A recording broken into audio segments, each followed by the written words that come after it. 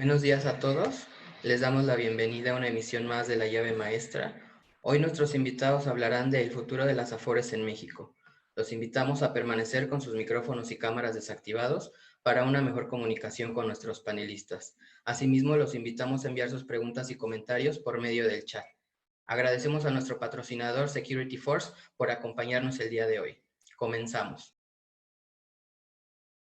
Buenos días, es un gusto encontrarnos nuevamente en La Llave Maestra.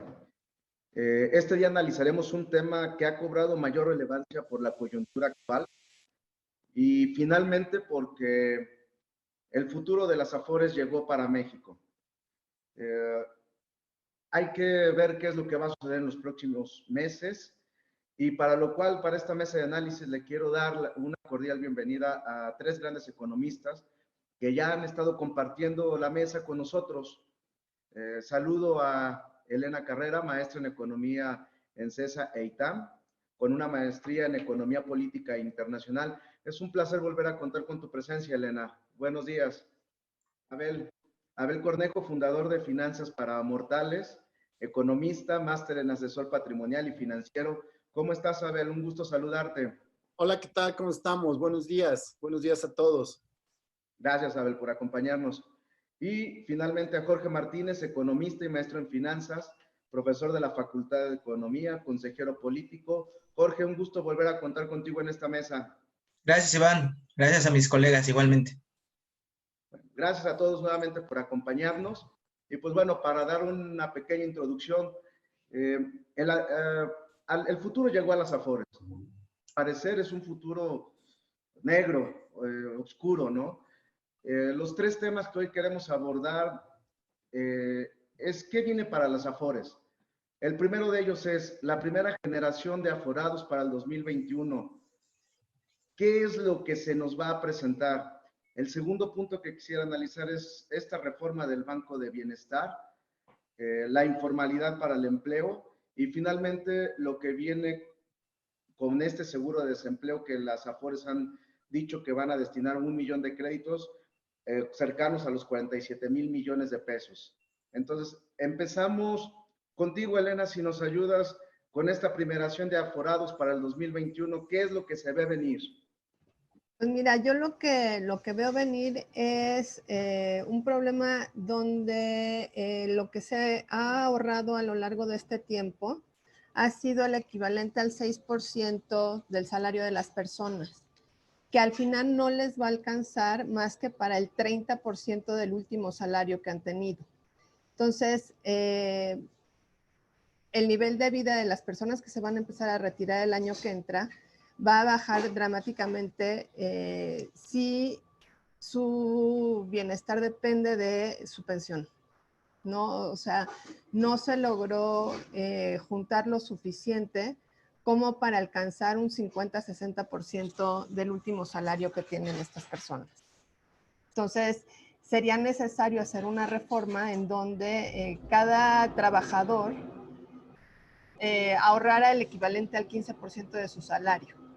Y es una reforma muy importante debido a que tiene que tener una aportación tanto del gobierno como de los empresarios y del individuo, ¿no? En este caso, pues se van a tener que hacer responsables del resto de su subsistencia debido al cambio de la pirámide poblacional, ¿no? Del promedio de edad que tenemos en el país.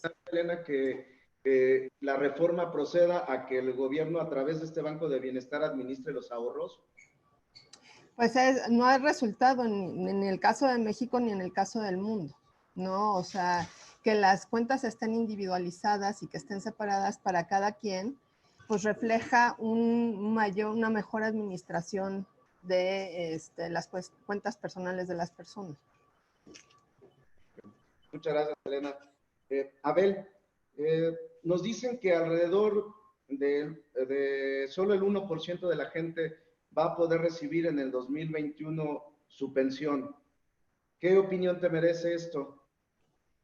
Mira, la primera reflexión que puedo hacer al respecto es lo siguiente, y no solo para la generación del 2021, sino para todos aquellos que siguen hacia atrás. Uno es, como decía Elena, las Afores, más allá de que te la entreguen o no, no van a cubrir ni siquiera el 30% del salario integrado, ya ni siquiera del salario integrado, que es como se calcula esta parte. Y esta reflexión para ellos tiene que ser que lo que se llama Afore, que es una parte del bienestar que van a tener para el futuro, de lo que aporta su calidad de vida, no va a alcanzar.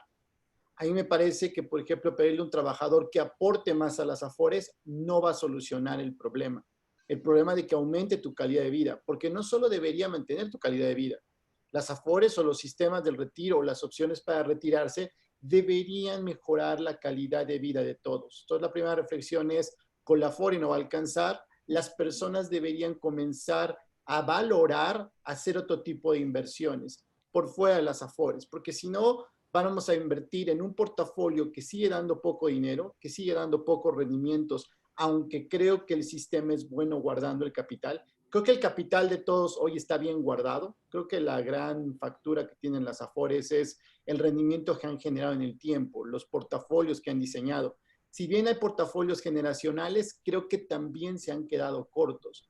Entonces, en ese sentido, es muy triste lo que decía Elena. Las personas hoy en el 2021 se van a retirar con el 30% del promedio de las prestaciones de los últimos 5 años. Y creo que para los jóvenes que vienen atrás es una gran reflexión. Ahora, también decía sobre este cambio hacia la administración del gobierno de las Afores. A través del Banco de Bienestar. Mandés, exacto. Yo creo que lo primero que nos tenemos que preguntar y que ver en esta reforma es dónde van a invertir este dinero y cuál es la rentabilidad estimada que tendrían los proyectos donde el Banco del Bienestar administraría este dinero.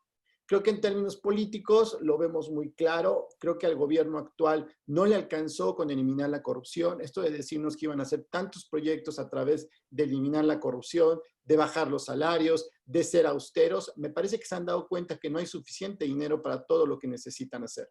Y me parece que donde está el gran dinero del país está ahí, está en las Afores. Gracias, Abel. Jorge, nos dice que solamente estas 10 Afores van a poder dar para el 2021 solamente a unos 75,000 trabajadores de los 60 millones de cuentas que actualmente tienen las Afores. Van a alcanzar las 1,250 semanas para su pensión. ¿Tú qué opinas? ¿Crees que la pensión que se está hablando, que es la mínima prácticamente de los trabajadores? Mira, hay que hacer varias precisiones. Primero, el debate hace algunos años efectivamente era sobre la tasa de reemplazo, ese 30% que ya se mencionó. La realidad es que hoy ese no es el debate porque, como tú mencionaste, solo el 1% de la primera generación Afore va a alcanzar las 1,250 semanas para retirarse. La primera generación Afore son 75,000 personas. Eso quiere decir que el 1% son 750 personas. Solo 750 personas en 2021 van a cumplir las características establecidas en la ley o van a tener las características establecidas en la ley para poder pensionarse. Y no es una gran pensión, estamos hablando de 4,000 pesos. Sí. Entonces, el debate ya no es el 30%, el debate es ya no va a haber pensiones en 2021. Y tú vas a tener a 74,250 personas aproximadamente con 65 años de edad sin dinero, sin ingresos probablemente. Porque a medida que uno avanza en el tiempo y ganas más, si bien ganas más experiencia, también es cierto que es menos probable que encuentres trabajo. Ahora, también quiero hacer otra precisión. Las pensiones son parte de la seguridad social. Y eso implica que el Estado es responsable de garantizar la seguridad social porque es un derecho humano. Y es así desde 1948, cuando se declaró como tal. En nuestro país, como muchos otros, ha firmado tratados internacionales que garantizan estos derechos. En particular el 102 de la OIT, en donde dice que todos los trabajadores que se pensionen en el tiempo tienen que al menos tener una tasa de reemplazo del 40%. Bueno, pues estamos a las puertas en donde ni siquiera vamos a cumplir esa parte de la obligación del Estado. La parte que decías... Perdón, con esto con la tasa de reemplazo te refieres a que trabajador que se jubila hay alguien más que está aportando, ¿no? No, la tasa de reemplazo es la proporción de ingresos que tú ganas como pensionado con respecto a tu último sueldo o al promedio de tus últimos 5 años, como dijo Abel. Es la proporción que tú ganas de ingresos una vez pensionado sobre los ingresos que ganabas como trabajador. Esto lo mencionó también Elena. Ella decía, bueno, es el 30%, o esos eran los estimados que teníamos hace algunos años. Pues ni el 30% te diría yo, porque no va a haber pensiones, no va a haber pensionados. Y sí tiene que ver con que nunca se incrementó la tasa de cotización, porque en el tiempo, desde la reforma del 97, fue de 6.5% y así fue a lo largo del tiempo. Pero tiene más bien que ver con el modelo que nosotros tenemos. Nosotros nos manejamos bajo un modelo de cuentas individualizadas, administrado por las empresas privadas, las Afore. Esos modelos ya se probaron en distintos países, Chile, El Salvador, República Dominicana, y en estos países han sido ya demostrado su fracaso, y con los números que estamos viendo aquí en México también. Es importante el nivel de ahorro que se ha generado, el 16% del Producto Interno Bruto. Sin embargo, el modelo mismo no sirve y se tiene que cambiar, sustituir, desde mi punto de vista, por un modelo sí administrado desde el Estado, por lo que te dije de los derechos sociales, de los derechos humanos, pero también porque en el artículo 25 de la Constitución se establece que el rector del desarrollo y el crecimiento nacional es el Estado. Y entonces, en ese sentido, en esas dos aristas, tienes la justificación necesaria y los argumentos precisos para regresarle al gobierno la administración de los recursos. No te estoy diciendo todos. Hay modelos donde permiten la administración pública y la administración privada al mismo tiempo.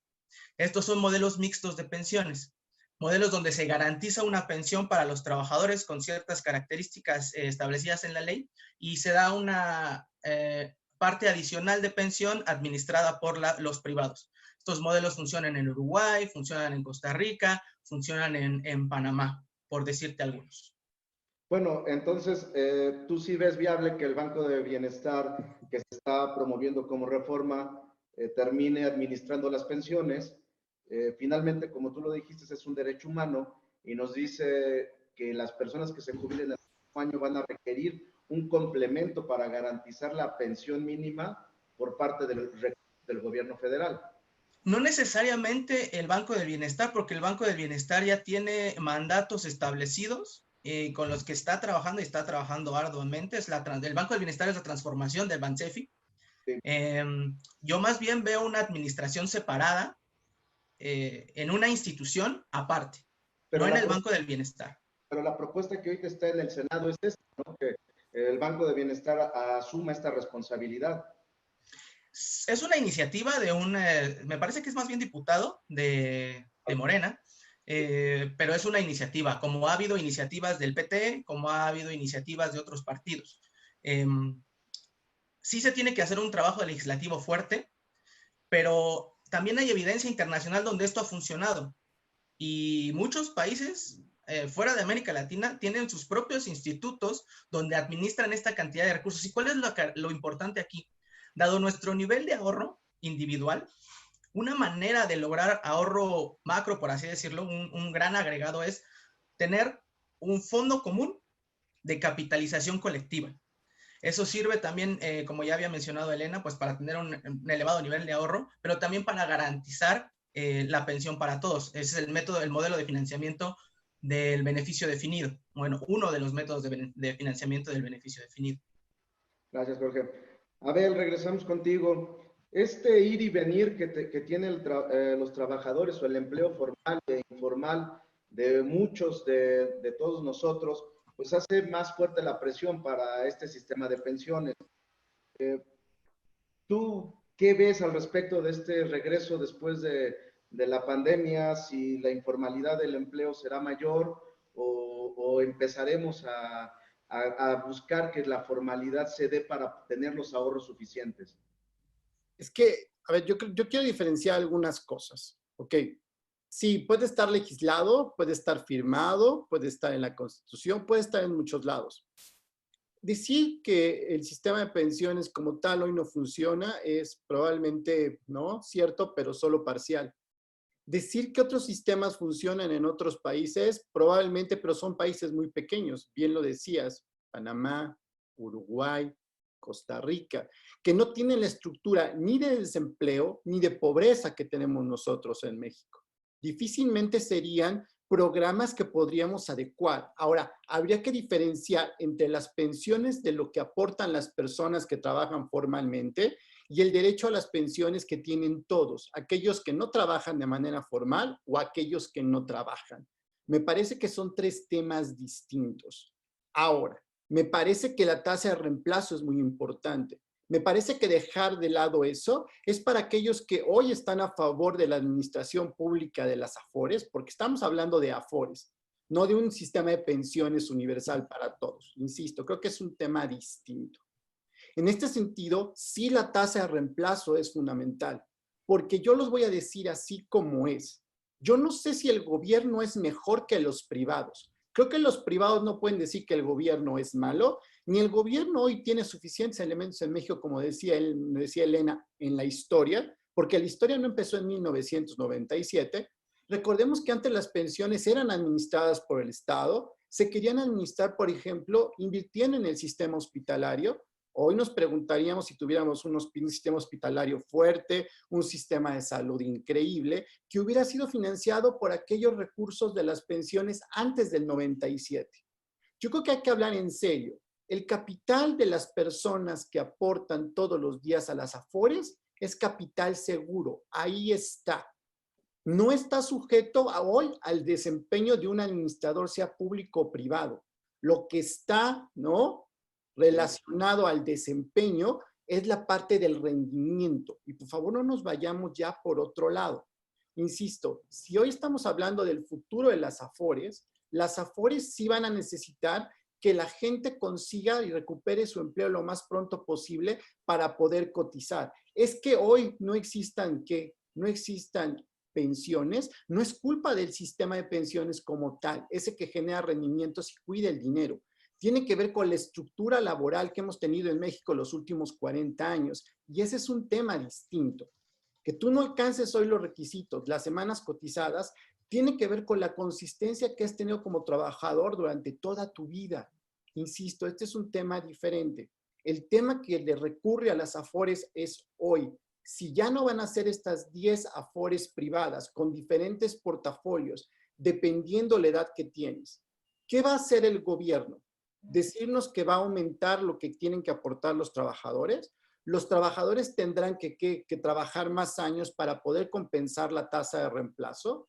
Y sobre todo lo que yo decía hace un instante, yo no sé si sea justo o no, legislado o no.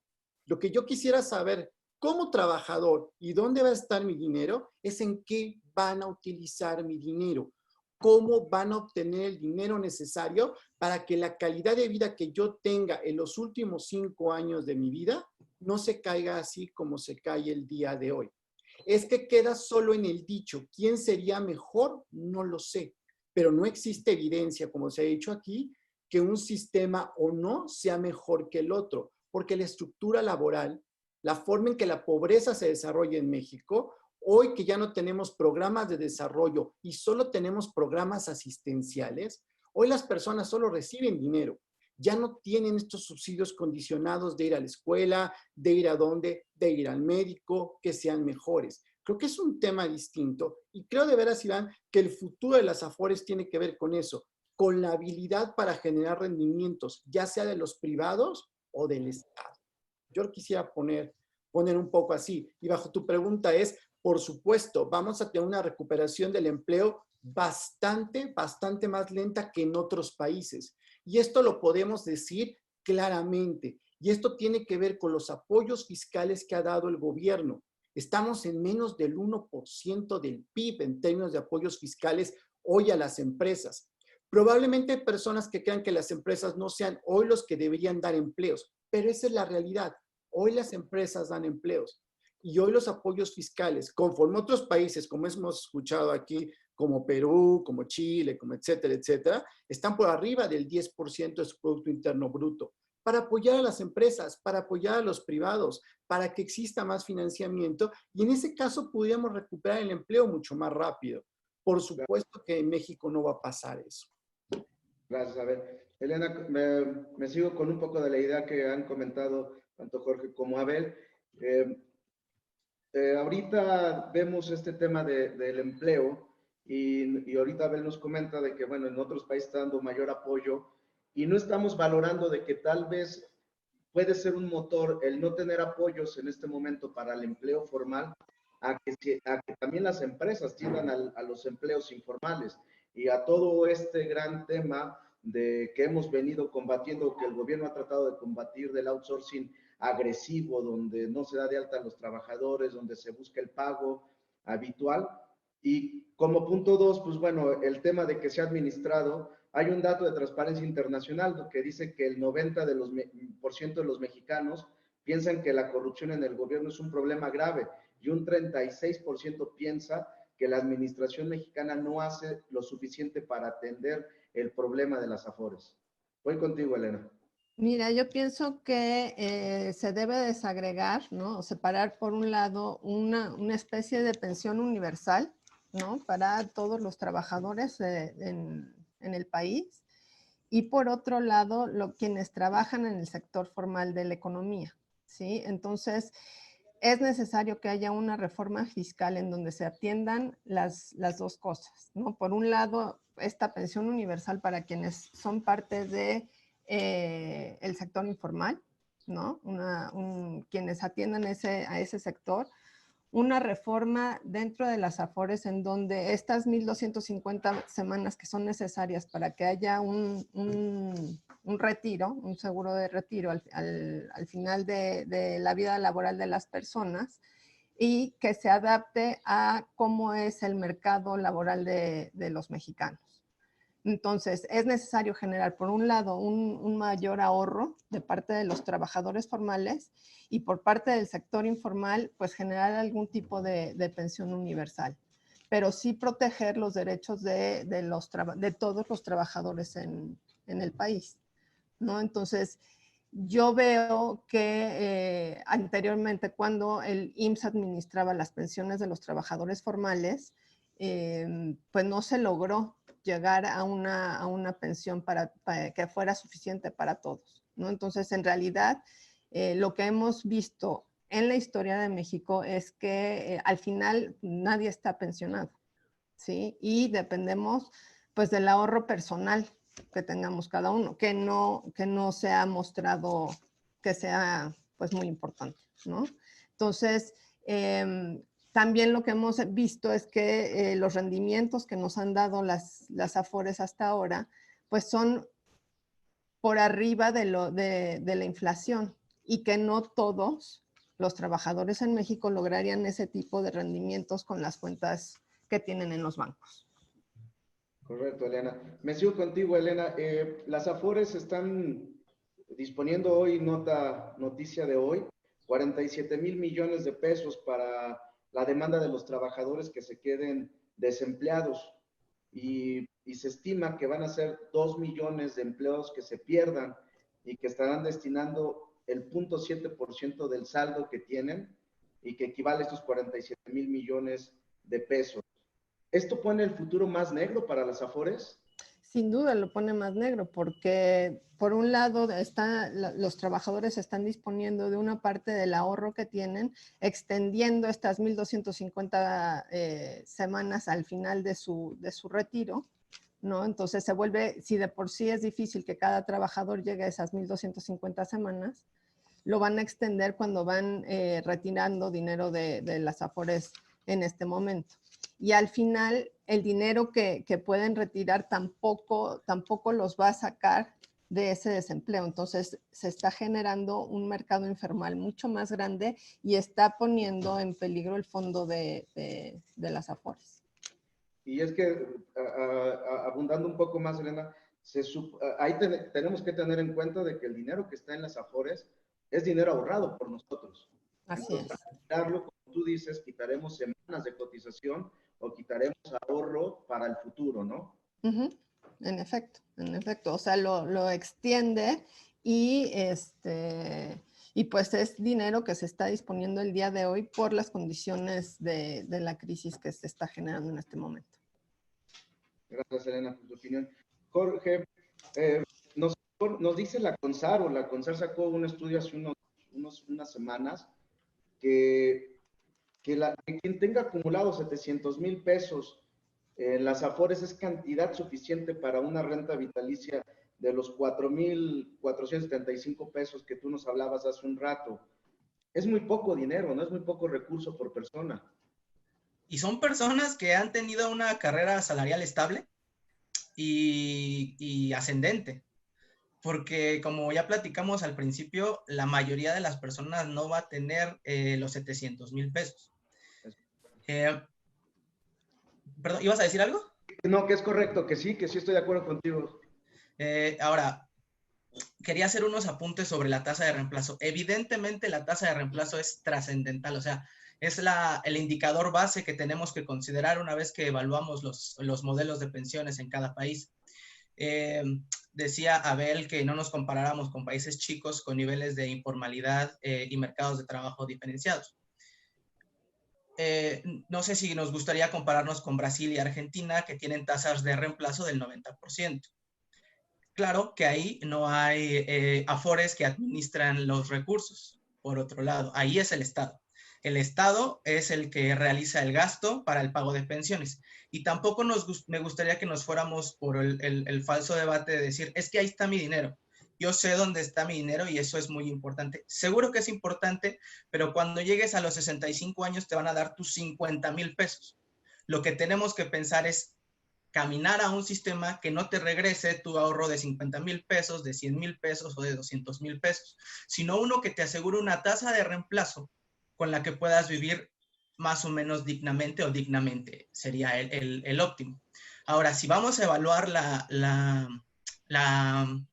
cómo ha funcionado el modelo Afore y vemos los números, pues lo único que podemos ver es una rentabilidad real en picada, va para abajo.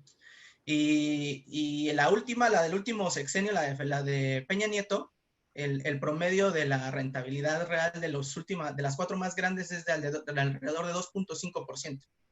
Esa es la rentabilidad que nos está entregando las Afores, de las 4 más grandes. Entonces, yo estoy de acuerdo con Elena que un banco, pues más bien nos va a cobrar comisiones en lugar de darnos rendimientos. Pero tampoco es como que nos tuviéramos que conformar con ese 2.5%.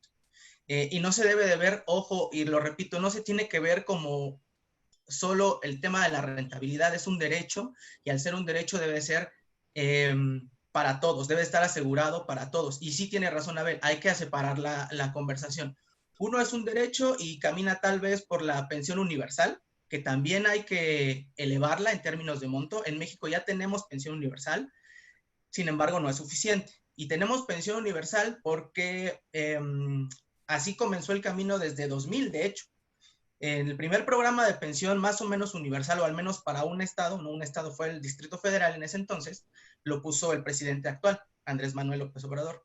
Fox, de hecho, en ese momento lo criticó mucho y dijo, no, es que es clientelista, no sé qué, y 2 años después, él mismo implementó un programa de pensión universal focalizado para cierto grupo de personas con algunas características de pobreza.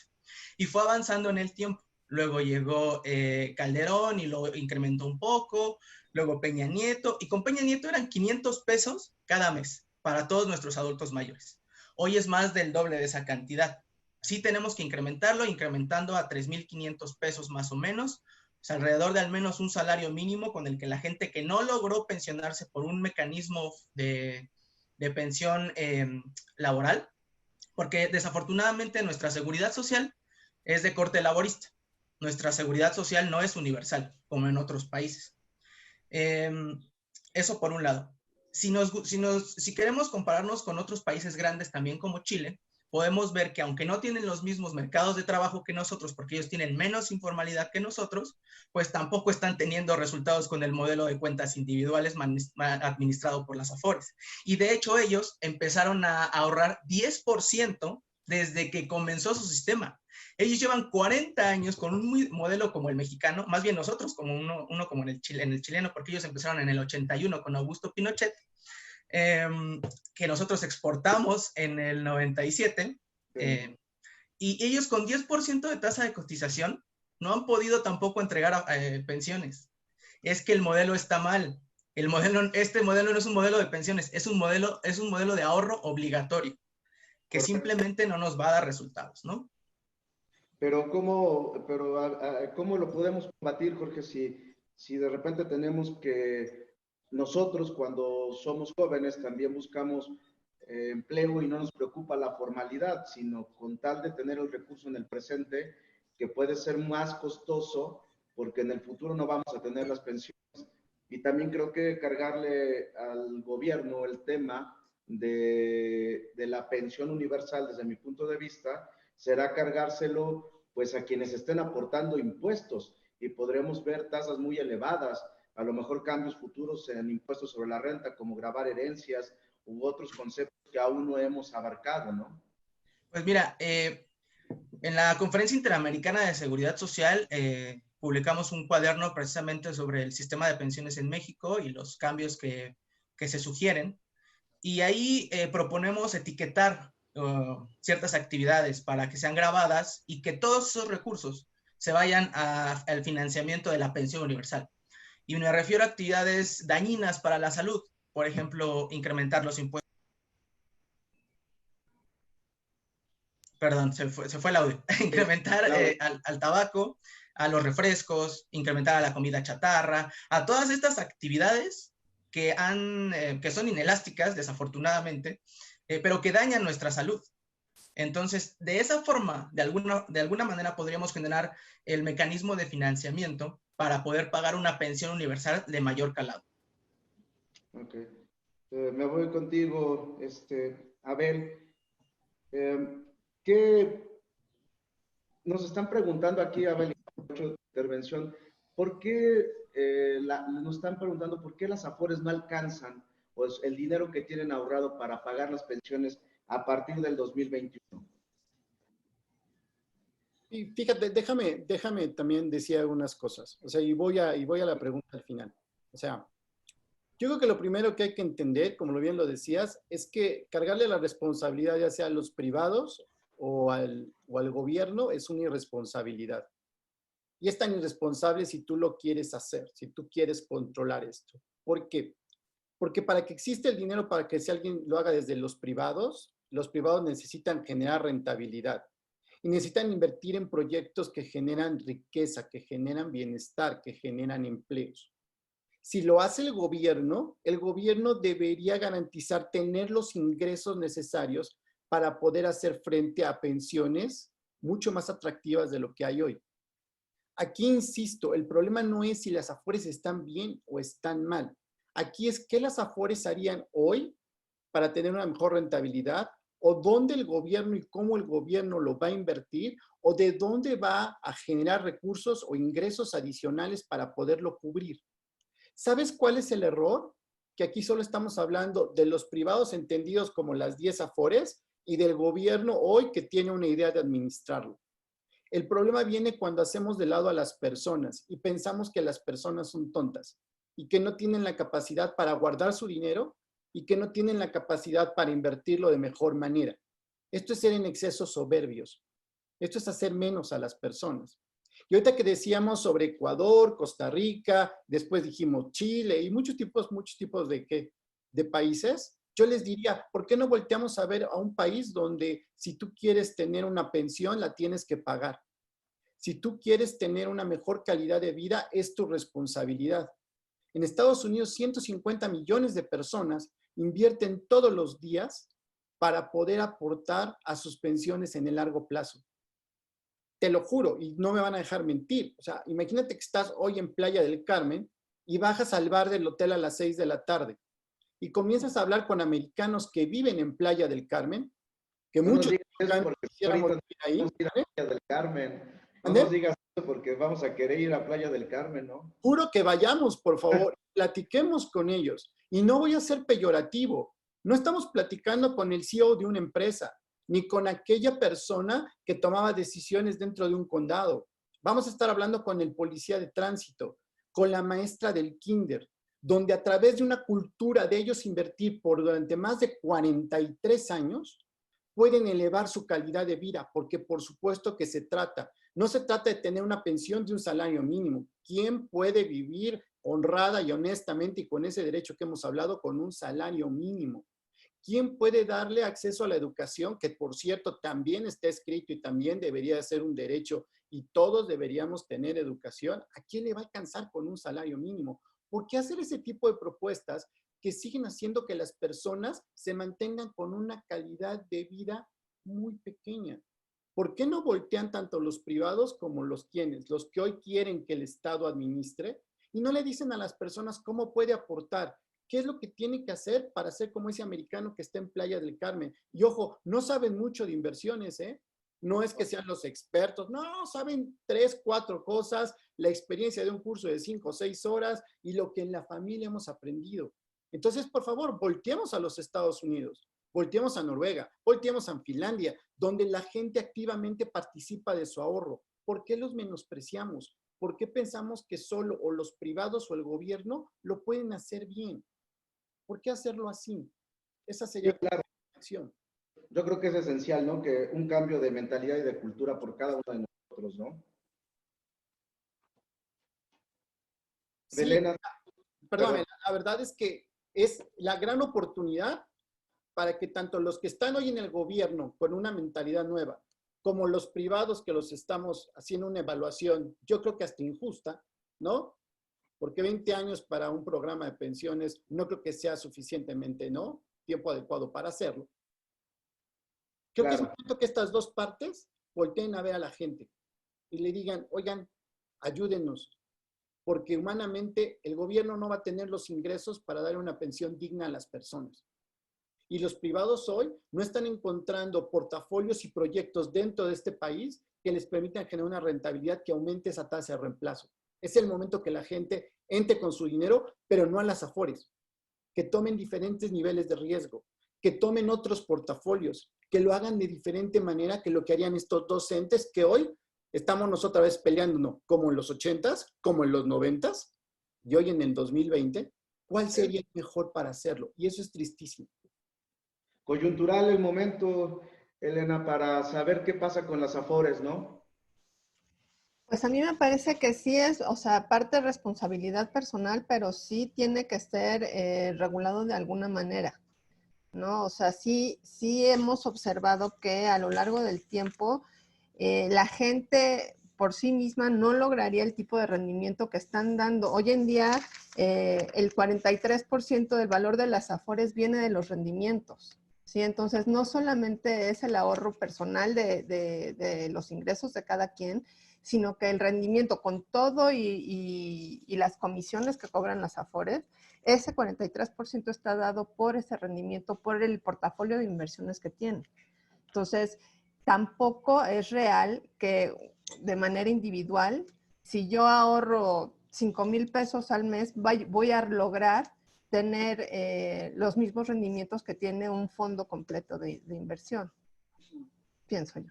Sí, Elena, aquí retomando ahorita lo que tú comentaste, la gente que nos está preguntando por qué no alcanza el dinero en las afores, ¿en qué lo han invertido? ¿A dónde destinan los recursos en las afores al momento de que los van captando de la gente que aportamos? Pues un porcentaje, el 60% está dirigido hacia proyectos de inversión del gobierno, el 30% está dirigido hacia empresas, o sea, está invertido en empresas que cotizan en bolsa, y el 10% está dirigido a otro tipo de papeles alternativos, en CECADES, en fibras y en empresas especializadas, ¿no? Pero en general, un ahorrador promedio no tendría acceso a este tipo de papeles de inversión. Correcto. Sí, por los montos, ¿no? Tal vez de inversión. Exactamente. Bueno, ya para despedirnos de la gente que nos acompaña, tus conclusiones y comentarios finales. Pues mire, yo opino que es necesaria que haya una reforma fiscal para atender de manera colectiva el problema de las afores, pero que con un subsidio o con el cobro de impuestos a alimentos chatarra no sería suficiente de ninguna manera para pagar las afores de todos, para pagar el retiro de todos. Entonces, sí creo que es necesario considerar y debatir entre todos, ¿no? Entre empleadores, entre sindicatos y entre las personas de manera individual, cómo podemos llegar a poder financiar el futuro de las personas, ¿no? O sea, debatir una pensión universal al margen de el ahorro formal que tengamos por el tipo de empleo que tengamos. Correcto. Muchas gracias. Jorge, tu comentario final y tu opinión, ¿qué hacer para resolver este tema? Mira, yo estoy de acuerdo en que no debe ser una confrontación entre Estado y empresas privadas. Por eso un modelo mixto de pensiones, si se conoce qué es el trabajo entre el Estado y los privados. Al mismo tiempo generan pensiones para la población. Eso es lo que es un modelo mixto de pensiones. Y en esos modelos, el Estado está para garantizar la pensión y se permite la participación de los privados. Ahora, me parece particular o peculiar, por así decirlo, que por un lado no nos guste compararnos con países pequeños, pero sí nos guste compararnos con países que tienen tasa como Estados Unidos, con niveles de ingreso de varias veces el promedio de los mexicanos, ¿no? Y ahora, hablando de rentabilidades, en promedio, las Afore cada año tienen un ROE del 20%. Y dice Elena, y dice bien, el monto acumulado en las Afores, el 45% lo representan los intereses. Solo el 45% en 23 años. Eso te habla de 2% más o menos al año, 2% anual. Y estos administradores nos empezaron cobrando tasas cercanas al 3%. Por cada 1%, tu ahorro disminuye alrededor de 20%. Imagínate de qué estamos hablando. No estamos hablando de hermanas de la caridad, como pues ustedes saben. Estamos hablando de empresas que generan rendimientos que muchos bancos dicen, pues qué buenos rendimientos. ¿Por qué? Porque tienen un mercado cautivo. Mercado de trabajadores solo puede destinar sus fondos para el retiro a las Afores. ¿Y qué rendimientos nos han entregado? Pues después de la crisis financiera internacional cercanos a cero. Hay periodos negativos de rendimientos reales. La realidad es que tenemos que sustituir el modelo que tenemos. Tenemos que entender, por favor, que la seguridad social es un derecho humano y que y las pensiones son parte de la seguridad social. Y si el modelo que tenemos no garantiza una pensión a los trabajadores, aunque sea, no sirve y tenemos que cambiarlo. Y como dije en algún momento de mi participación, el Estado por dos cosas tiene que entrar. Una, por lo del derecho humano, que es la seguridad social y las pensiones. Y dos, porque es el rector del desarrollo nacional y tiene que tener una parte activa en la toma de decisiones de a dónde se van esos recursos. Y sí, dijo Abel, tiene que ser inversiones productivas. Así es. Y nada más para concluir, también tenemos muchos países donde la administración estatal ha funcionado. Se mencionó Finlandia. Bueno, Finlandia en 1937 empezó con la administración de los recursos desde el Estado. Y Finlandia desarrolló la industria eléctrica de su país y parte de la construcción de vivienda con los fondos de pensiones de administración estatal. Que no se nos olvide, por favor. Corea del Sur, otro país con el que los economistas cuando estudiamos el principio de la carrera nos comparamos por cómo fueron las trayectorias de crecimiento de cada país, también tuvieron una institución donde administró los recursos y los utilizó para bienes productivos de la nación, de los que se beneficiaron todos. Nuestro país, como también se mencionó, utilizó los recursos para el desarrollo de hospitales y el desarrollo de unidades obreras, lo cual no necesariamente es negativo porque los hospitales son necesarios para que el factor de la producción, que es el trabajo, se atienda en términos de salud, y otro, la construcción de vivienda, pues para que tengan viviendas donde vivir.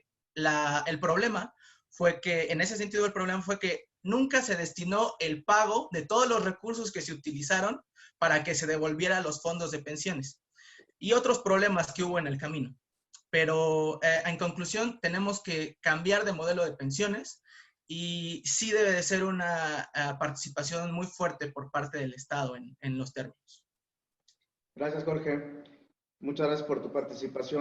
A Gracias. ver, Voy a tratar de ser muy puntual. Y cuando dije Finlandia, yo ayudé, un poco le ayudé, ¿no? Porque Finlandia sí es un modelo de cómo hacer las cosas a través del Estado. No solo Finlandia, sino Noruega. Pero ¿sabes qué? Hoy en día estas empresas son rentables. Estas empresas son autosuficientes. Estas empresas le entregan dinero a la gente todos los meses. En Noruega, la gente recibe un pequeño cheque en su casa de la rentabilidad que le toca, por ejemplo, de la petrolera en Noruega. Cuando digo Finlandia, tiene que ver con la habilidad del Estado. Es que los estados no son igual de hábiles, no están igual de capacitados.